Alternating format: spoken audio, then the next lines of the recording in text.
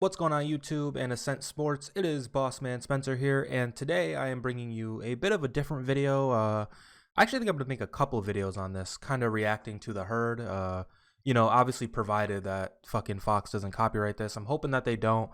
This is on Twitter. Last time I tried to do something like this, it was on YouTube. And yeah, so if you guys are seeing this, then they didn't copyright it. If you're not seeing this, then I'm just wasting my time. But yeah, I think Colin Cowherd is very entertaining, but I don't really think the most of him when it comes to his sports takes. But I also know that he's always picking on the Steelers, and Brendan, aka Onion Bomb on Ascent Sports, said that he was picking on the Steelers again, and I'm gonna react to his Steelers take this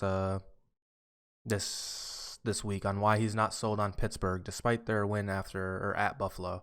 Now, of course, you don't have to be sold on Pittsburgh. It was a good win, but you don't have to be sold on a team because of one win. But Colin Cowherd is especially over the past maybe 2 years, has become more of a Steelers hater, or he says takes that Steelers fans don't agree with, and Steelers fans let him know. So yeah, let's see if he's being very harsh in this video. I haven't watched it yet. I wanted to wait and turn it up because last time I tried to do this, it was really quiet. And yeah, let's get to it. So Pittsburgh, bless. Also, sorry if the video quality is bad. Once again, as you saw, I'm on Twitter, so best I can do. Their steel curtain hearts. They think I'm always picking on them. Oh, I forgot my drink. I'm sick. And I said last year when they got up to an 11-0 start, I said, well, I don't think they're very good. I think they're beating bad teams. Their schedule, they got some breaks. And I said, I just, there's certain things in football that I would call them traits.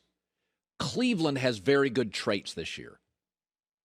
Excellent O-line, strong running game, and Kevin Stefanski is a tremendous play caller. That is going to wear very well every week.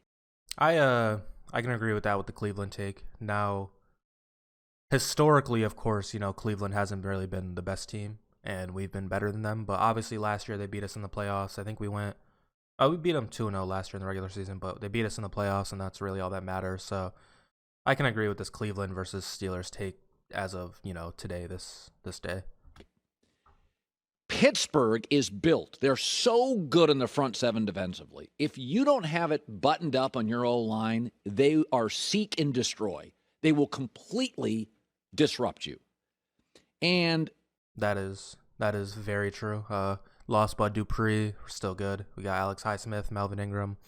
It's looking pretty good. TJ Watt gets a contract extension, 2 sacks. I think Hayward had a sack. Tuitt I don't know if Tuitt played, but if he did, he probably did good. But if not, didn't look like we missed him that much. Our pass rush is insane. So yesterday, Big Ben averaged 5.9 yards an attempt.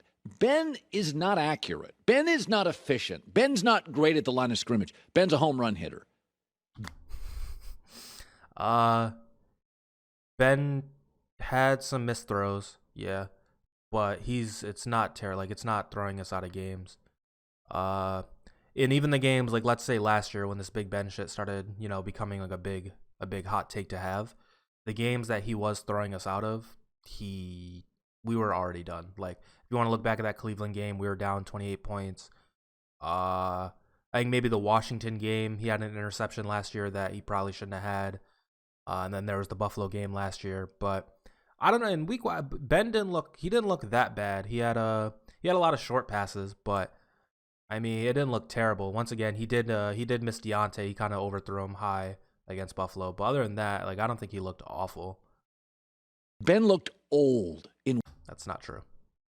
Week one, he looked old yesterday. Well, he does look old because he is old. He's fucking 34, but I don't think it was that glaring, especially because we won. I don't think it was that glaring that he needs to pile on Ben like this, but whatever. Can't run the ball. They don't throw the ball down the field effectively. I think the running game will develop more into the season. We have a young offensive line. I don't know if any of you guys saw that Pat Freiermuth, his little block he had. He's obviously a tight end, and then Kendrick Green looks fucking hella athletic, keeping up with Claypool. Dotson is Dotson. He's good. But the rest of the guys is going to, Chikuma and everyone else, I can't really think of the line right now. I'm sorry. But all the new guys, I'm sure it's week 1. I'm sure we'll be able to run the football. We have Najee Harris. He's good for at least one broken tackle. Like once the line starts to really, develop, we'll be good. And I think that's something that can show promise in the middle of the season. It's not going to be perfect. Like, we're not just going to have a fucking Pro Bowl offensive line by the end of the year, but we're going to have improvements and we're going to have players that we can work on building with. Hello, this is Bossman Spencer from Ascent Sports. I apologize for interrupting your viewing experience. However, these companies seem really keen to taking down videos on smaller channels, so this is me splitting the video up and hopefully throwing off the bots for a little bit. However, if you are a bot or a real person representing this company and you will want to take this video down, this is me asking you, please don't. What are they going to look like in Week 17? I don't see the traits. What I see is a great front seven. And I mean best front seven in the league. And that is going to, that's why I said they're an 8-9, 9-8 team. That's going to win them 9 games or 8 games. Maybe he'll win 9. Maybe I had them low at 8. I said they feel like a team that wins one way. Their defensive line, and I said this about the Dallas Cowboys Thursday. Cowboys can beat you one way, shootout. The Cowboys have lost 17 straight games when they didn't score 30 points. They have to score 30. This team has to face average offensive lines, and when they do, this is what will happen. It's why I bet the Steelers this weekend. But I don't see their traits. And by the way, it's week 1. Super Bowls are not won in September. If they were, Andy Reid would have 7 and Bill Belichick would have 1. It's Belichick's weakest month, Andy's best month. But if you look at the best teams in this league, Cleveland, excellent O-line. Rams, I feel excellent like my mouse is just like in the way. I'm sorry. O-line. Kansas City, Baltimore, Tampa. Most of your good Buffalo is rare. Good team, shaky O-line. Most of the good teams will not be completely, utterly unraveled by the Steelers' excellent front seven. When I watched them yesterday, it's not a shot. But they can't run the ball last year. They can't run it this year. They get no push. Najee Harris is fine, but he and Ben didn't click. Chase Claypool's amazing. Rest of the receivers you can have. Chase is great. Does he mean you can have as in you'd get rid of them? Because that right there, that just shit like Colin Cowherd. I understand you can have criticisms on the Steelers and it gets him a lot of views, and here I am viewing the video, helping it out. But the Clay, like that's just wrong. Deontay is the best receiver on our team, and had he not had, the couple drops last year, I don't think he had any last week, or I don't think he had any on Sunday, but had he not had those drops last year, it wouldn't even be a question. Like, it's really not close, and he gets the more targets. I think Claypool, eventually will be a much more used player, but as of now today, Chase kinda is a deep threat slash, I guess bailout option because he's fucking like 6'4", and I love Claypool. I'm not trying to just hate on Claypool, but I'm just saying, like, for you to say that Claypool is like the guy and Deontay and Juju and even James Washington, like, that just shows like you have no idea what you're talking about, because if you did watch, you would know. He would know. But he doesn't, so. And this game played right into it. They're a very proud team. Now Mike Tomlin, and he's impossible to argue with. He is the greatest quote in the history of the league, shuts guys like me up, and he does make a point. I'm not going to argue with that. And that's my point. He played the quote, and they edited it. I didn't know what the quote is, but I'm sure it was great. I'm sure it was a Mike Tomlin masterpiece right there. We love Mike Tomlin. They have to win ugly because their offensive line's not good enough to win pretty. Ben is a home run quarterback, not an efficient guy, not the accurate guy, and he's averaging 5.9 yards an attempt. Matt Stafford averaged over 12, and he's more accurate generally as a thrower. So I don't see traits that wear well. Cleveland has great traits. They don't. By the way, when Cleveland leads everybody at half, they're not going to face Mahomes and Tyreek Hill and Travis Kelce.